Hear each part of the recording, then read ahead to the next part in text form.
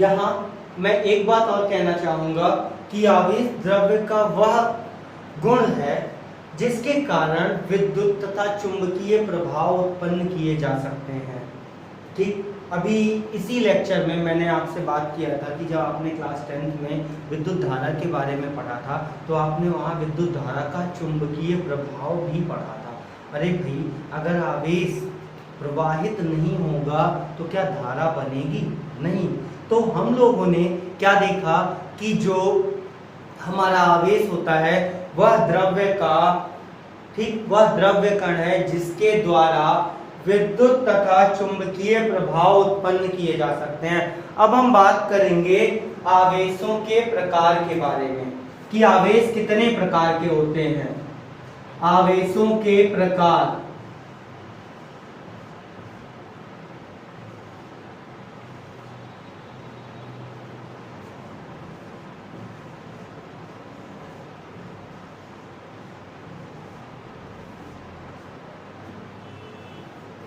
एक वैज्ञानिक थे बेंजामिन फ्रैंकलिन आवेशों के बारे में। अच्छा, एक बात पूछना चाहूंगा, क्या आपने कहीं आवेश देखा है? क्या आपने कहीं आवेश या स्पार्क देखा है? सबसे पहले ये चीज हमने आसमान में देखी, जब बादल गरजते हैं तब उसमें जो चिंगारी यानी स्पार्क जनरेट होता है वो आवेशों के कारण ही होता है। वो क्या होता है? आवेशों के कारण ही। और बेंजामिन फ्रैंकलिन ने इसके बारे में काफी रिसर्च की, तो उन्होंने जो बताया कि आवेश जो होता है वो दो प्रकार का होता है। आवेश जो होता है वो दो प्रकार का होता है। एक होता है हमारा धनात्मक आवेश और एक होता है हमारा ऋणात्मक आवेश। बड़ा अजीब सा लगा ना ये नाम सुन के कि आवेश को धनात्मक और ऋणात्मक बोलते हैं, जबकि ज्यादातर जो वैज्ञानिक रिसर्च करते हैं वो उन चीजों का नाम अपने नाम पे रखते हैं। तो आवेशों में ऐसा क्या है कि आवेश को धनात्मक और ऋणात्मक बोलते हैं। आवेश को हम धनात्मक और ऋणात्मक बोलते हैं। धनात्मक आवेश यानी पॉजिटिव चार्ज, पॉजिटिव मतलब धनात्मक और आवेश मतलब हो गया चार्ज।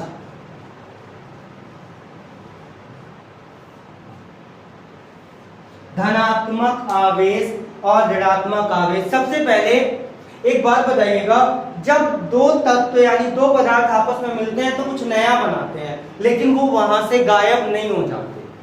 वो वहां से गायब नहीं हो जाते। जैसे हाइड्रोजन प्लस ऑक्सीजन मिलके पानी बनाते हैं, लेकिन हाइड्रोजन और ऑक्सीजन हटते तो है नहीं। तो कार्बन और ऑक्सीजन मिला के कार्बन डाइऑक्साइड गैस बना लेते हैं। कार्बन और ऑक्सीजन मिलके कार्बन डाइऑक्साइड गैस बना लेते हैं। सल्फर और ऑक्सीजन मिलके सल्फर डाइऑक्साइड गैस बना लेते हैं। ठीक, लेकिन एक धन आवेश और एक ऋण आवेश, एक धन आवेश और एक ऋण आवेश। सबसे पहले एक बात आपको बताना चाहूंगा कि जो आवेश होता है वह एक अदिश राशि होती है। जो आवेश होता है वह एक अदिश राशि होती है। ठीक, अदिश राशि होती है। किसी भी वस्तु पर जो आवेश होंगे उनकी संख्या होगी, जैसे 1 2 4 5 6 आवेश एक हमारा जो अदिश है। अदिश का मतलब जिसे हम गिन सकते हैं, जिसे हम क्या कर सकते हैं? गिन सकते हैं। अदिश स्केलर इतना इतना या इतना ज्यादा होगा। किसी वस्तु पर आवेश कम होगा या ज्यादा होगा तो आवेश अदिश राशि है। हम बात कर रहे थे यहाँ पे धनात्मक आवेश और ऋणात्मक। अगर किसी वस्तु पर दो धनात्मक आवेश है +2 और दो ऋणात्मक हैं तो कुल आवेश कितना हुआ? 0। किसी वस्तु पर कुल आवेश 0 होता है। किसी वस्तु पर कुल आवेश 0 होता है। अभी मैंने आपको बताया था कि आवेश जो होता है वो किसी द्रव्य का मौलिक गुण है, मतलब उसका फंडामेंटल प्रॉपर्टी है। ठीक, तो यहाँ पे इसका नाम मैथमेटिक्स के अकॉर्डिंग रखा गया धनात्मक और ऋणात्मक, क्योंकि प्लस और माइनस यानी धन और ऋण एक दूसरे को मिलके क्या कर देते हैं? 0। तो उन्होंने बताया धनात्मक और ऋणात्मक आवेश।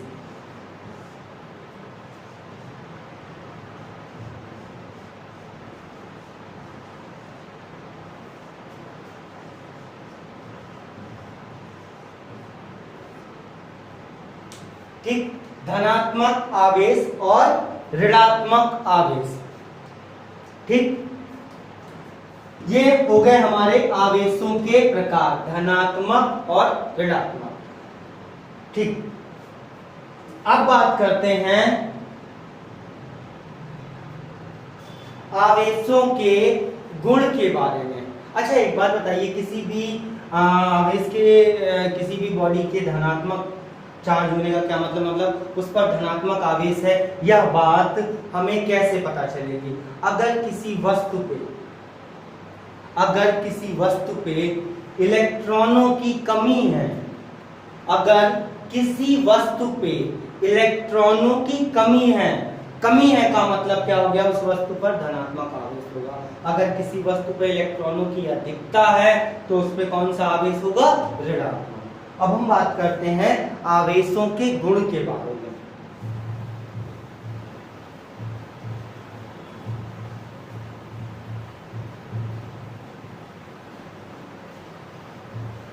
लेकिन यहां से फ्रैंकलिन ने एक चीज और बताई थी, जैसे चुंबक के दो ध्रुव होते हैं, एक का नाम होता है नॉर्थ पोल और दूसरे का साउथ पोल, मतलब उत्तरी ध्रुव और दक्षिणी ध्रुव।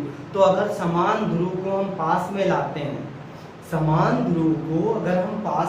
हैं, तो वो एक दूसरे को प्रतिकर्षित करते हैं, मतलब दूर ढकेलते हैं।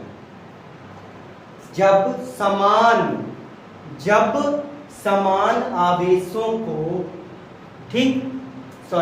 जब दो चुंबक के ध्रुव, ठीक है, जैसे नॉर्थ पोल एक पास में लाए जाएं, तो वो क्या करते हैं? एक दूसरे को दूर ढकेलते हैं। तो यहाँ पे आवेशों के केस में भी दो बातें यही होती है, क्या? कि समान आवेश एक दूसरे को प्रतिकर्षित करते हैं, समान आवेश एक दूसरे को प्रतिकर्षित करते हैं, तथा विपरीत आवेश एक दूसरे को आकर्षित करते हैं। विपरीत आवेश क्या करते हैं? एक दूसरे को आकर्षित करते हैं। Is that clear? अब हम बात करते हैं आवेशों के गुण के बारे में। ठीक है, इसको मिटा देते हैं, इसकी जरूरत दिखने नहीं इतनी हमें, पाठ का नाम तो आपको पता है। ठीक, तो सबसे पहली बात हेडिंग डाल दूं, आवेशों के गुण।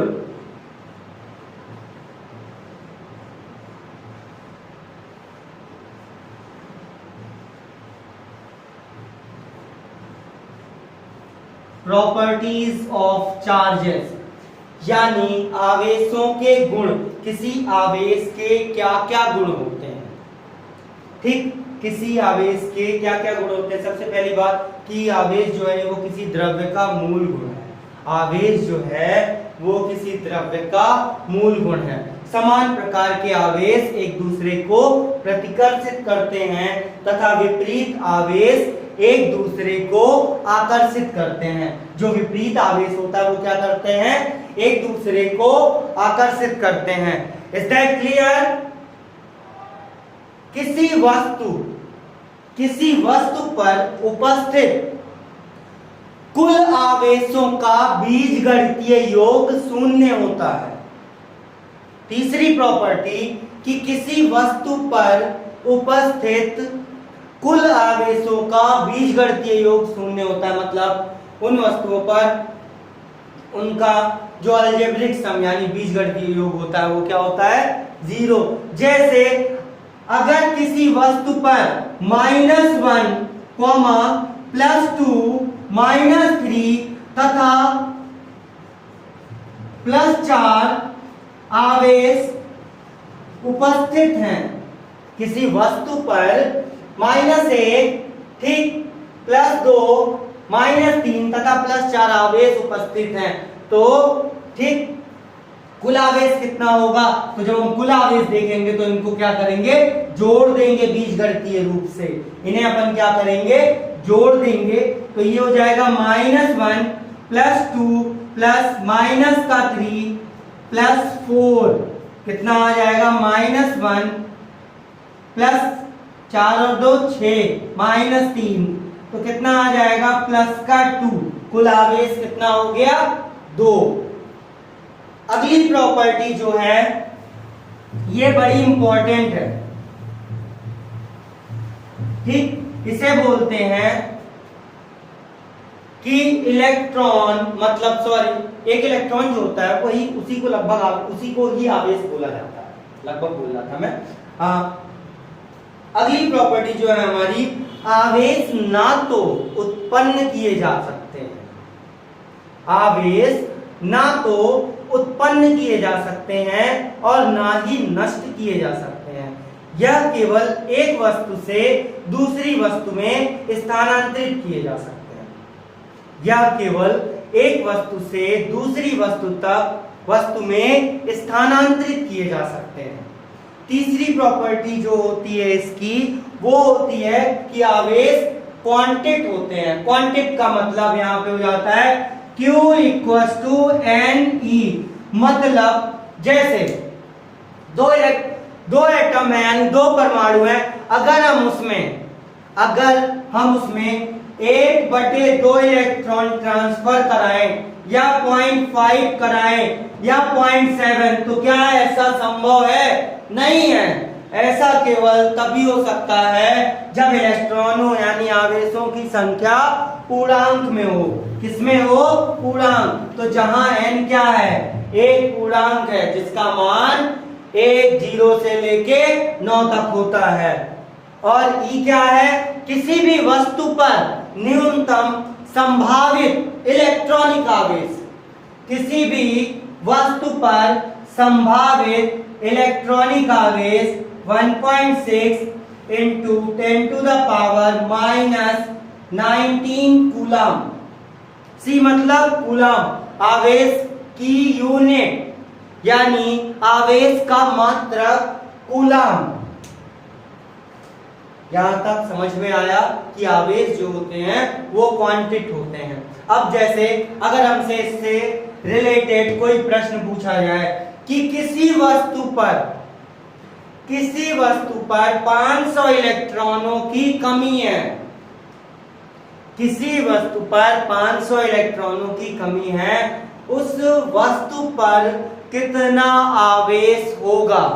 उस वस्तु पर कितना आवेश होगा? तो कितने इलेक्ट्रॉनों की कमी है? 500। कितने की कमी है? 500। तो n बराबर 500 और E का मान यही होगा। तो हम मल्टीप्लाई कर देंगे यानी गुणा कर देंगे और हमें उस वस्तु पर उपस्थित आवेश पता चल जाएगा। उस वस्तु पर उपस्थित आवेश पता चल जाएगा।